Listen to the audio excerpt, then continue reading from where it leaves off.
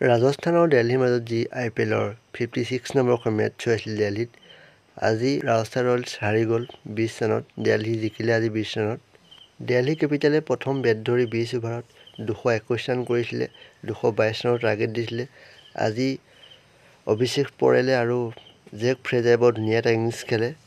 অভিষেক পৰেলৰ আজি প্ৰথমটো T20 50 বনায়। আজি দিল্লীৰ বেটিং যদি স্ক'ৰ কাৰ্ডখন চাবলৈ যোৱা হয়, এই জেক ফ্ৰেজাৰে বৰ ধুনীয়া এটা ইনিংছ খেলে, 20টা বলত 50 মাৰে। অভিষেক পৰেলে 36টা বলত 65 মাৰে। অক্ষৰ পেটেলে 15 ৰান কৰে। পান্থে আজি ভাল খেলিব লাগিলে 15 ৰানে কৰে। ত্ৰিশান্তে 41 কৰে। টোটেল 222 ৰানৰ টাৰ্গেট দিছিলে আজি দিল্লীয়ে।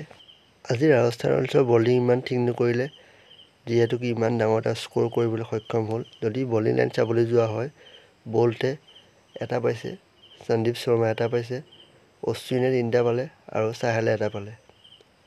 অশ্বিনে বলিং ঠিকেই কৰে, 4 অভাৰত 24 ৰান দি 3টা উইকেট ল'বলৈ সক্ষম হয়।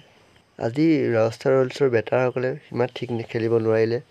বাটলাৰ, জয়ছোৱাল সোনকালে আউট হৈ যোৱাৰ কাৰণে আজি দিল্লীৰ আগত হাৰি গ'ল ৰাজস্থান ৰয়েলছ। সঞ্জু চেমছাঙে মেটচখন আনিছিলেগৈ, ভালেই খেলিছিলে, লাষ্টত আউট হৈ গ'ল। ৰাজস্থান ৰয়েলছৰ যদি বেটিং লাইনটো চাওঁ, জয়ছোৱালে 4, ভাল খেলিব নোৱাৰিলে আজি জয়ছোৱালে।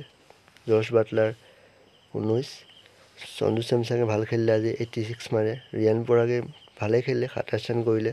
শুভম দুবে 25 আৰু পাৱেলে 13 ৰান কৰিলে। দিল্লী কেপিটেলৰ আজি বলিং বৰ ধুনীয়া কৰে, ইয়াৰ ফলত দিল্লী 20 ৰানত জিকিবলৈ সক্ষম হয়।